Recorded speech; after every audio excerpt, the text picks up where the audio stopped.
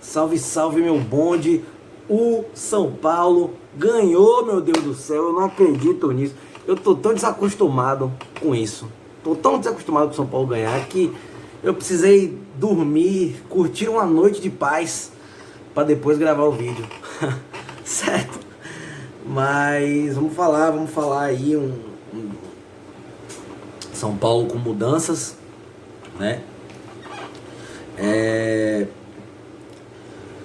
Após o último jogo contra o Curitiba, né? Que talvez tenha sido um dos piores jogos de São Paulo no ano. A pressão pelo Diniz praticamente chegou ao limite, né?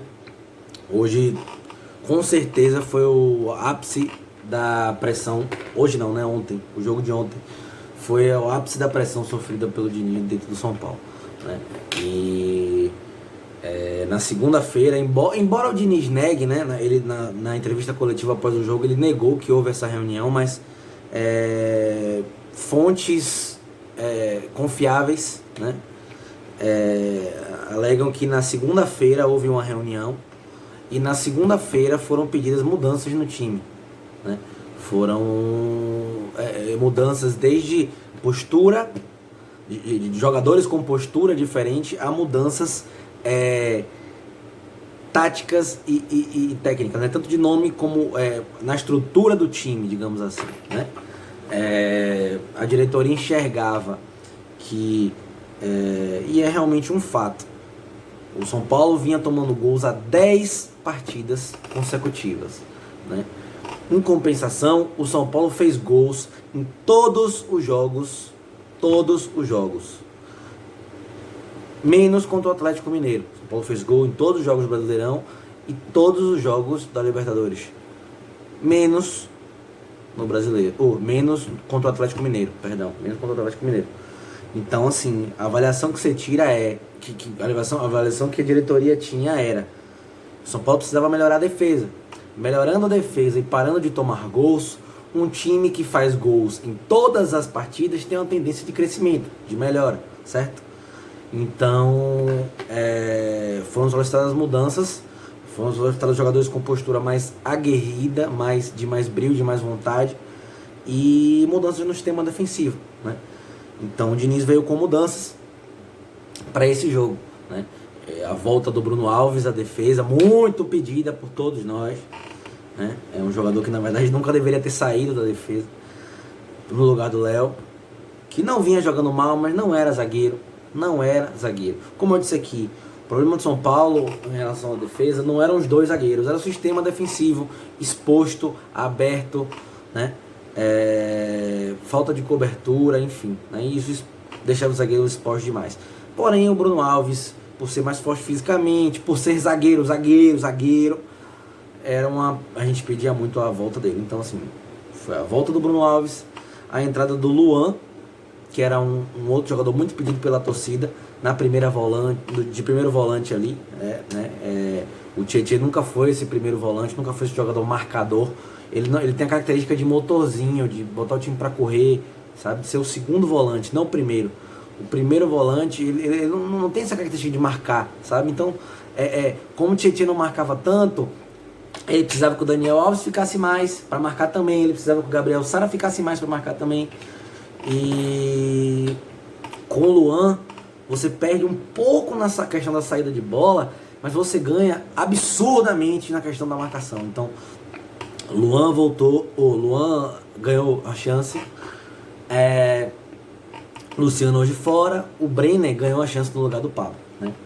Mas enfim, vamos falar do jogo em si. Com essas mudanças, o primeiro tempo não foi um dos melhores ainda, certo?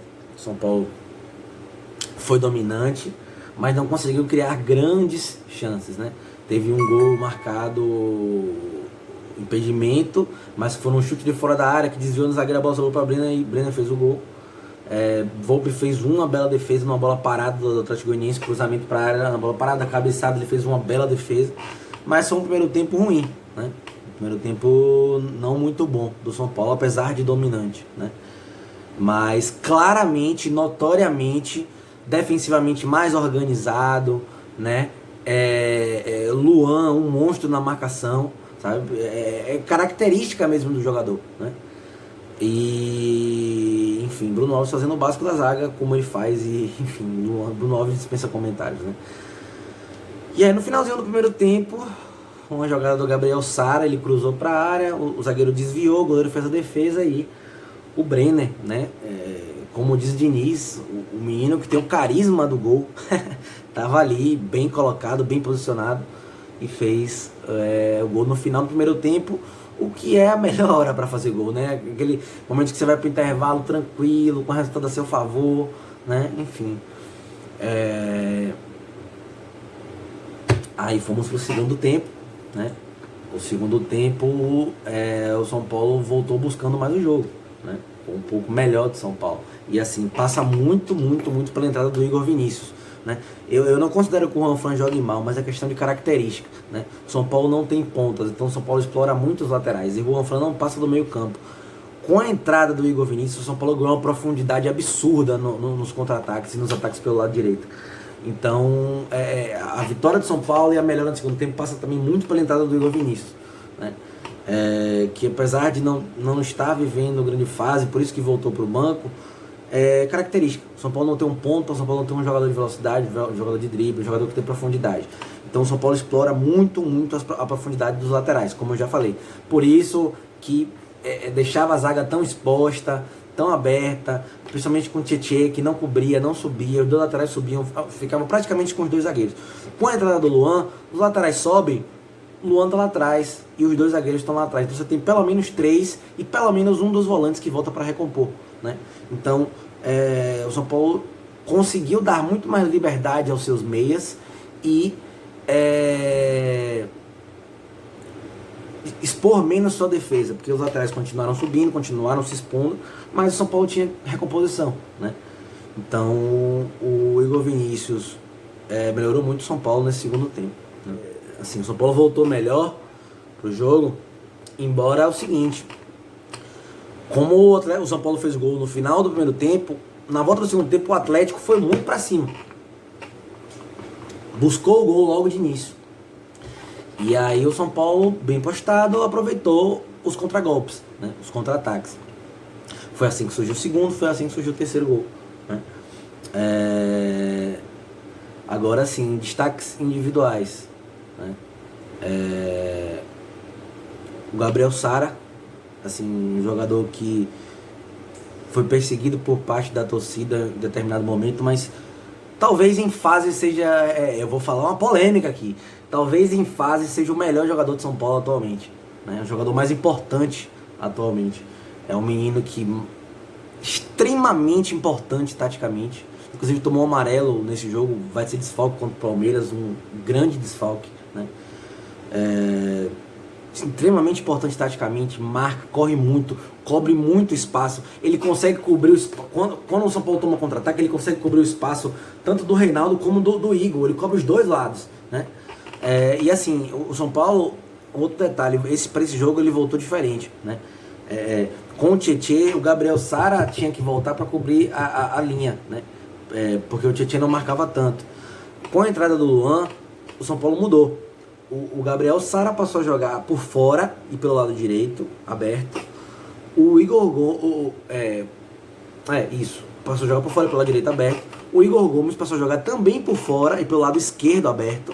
O Daniel Alves continuou por dentro e o Vitor Bueno passou a jogar por dentro também, né? Digamos que um 4-1, 4-1 ali, né? Só que o Daniel Alves voltando um pouco mais para compor. Assim como o Gabriel Sara, na verdade, nesse meio todos voltam para compor, né?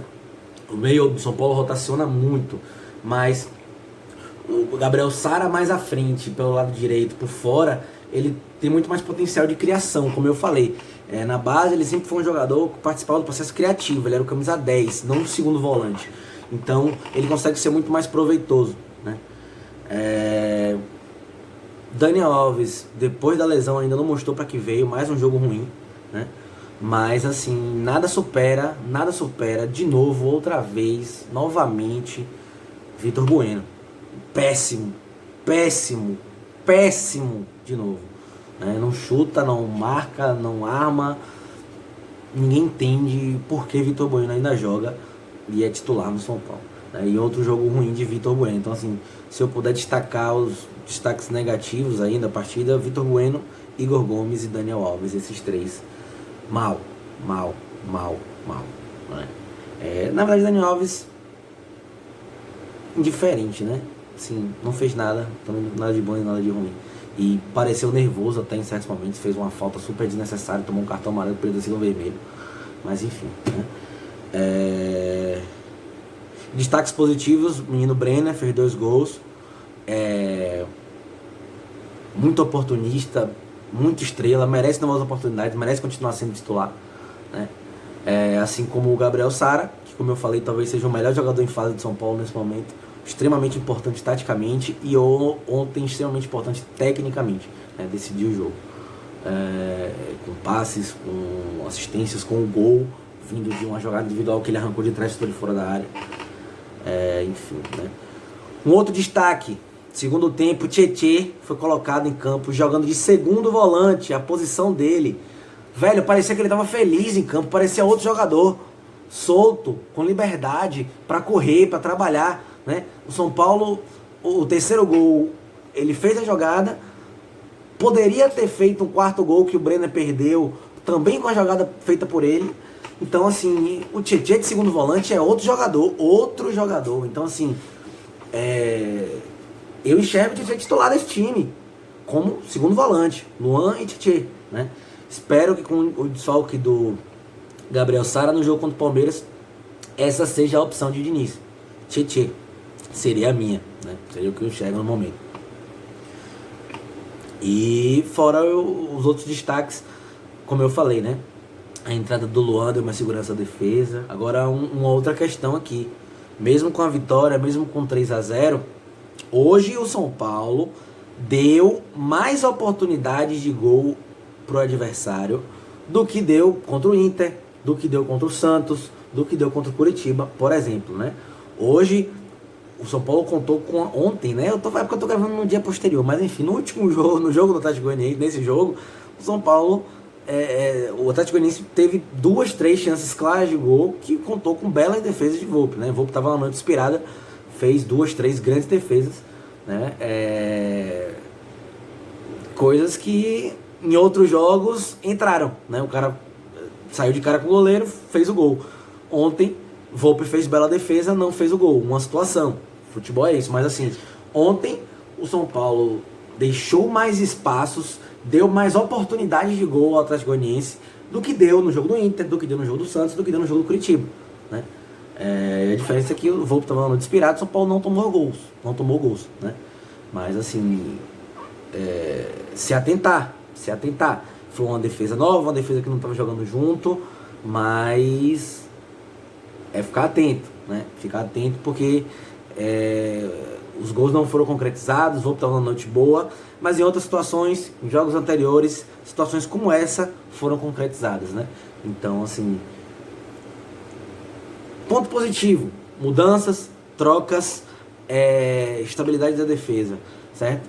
Mas é isso, é ir trabalhando, aproveitar essas mudanças, pegar o gancho, talvez testar o Tietê de segundo volante como ele entrou bem no segundo tempo e tentar dar um pouco mais de estabilidade ainda para essa defesa, para não deixar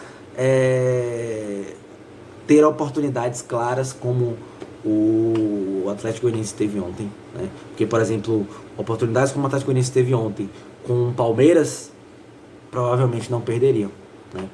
Então, assim, é isso, certo? Em panoramas gerais, foi um bom jogo do São Paulo, uma vitória convincente, sim, pode-se dizer, né? Diniz ganha um suspiro para ainda conseguir trabalhar, né? E aí sábado tem um clássico pela frente, né?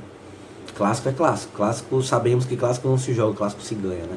E quarta-feira tem decisão, tem oitava de final de Copa do Brasil, então São Paulo precisa crescer, São Paulo precisa avançar, mas esse jogo, quem sabe, dá um pouco de esperança, né? Houve melhora, houve evolução, houve mudança.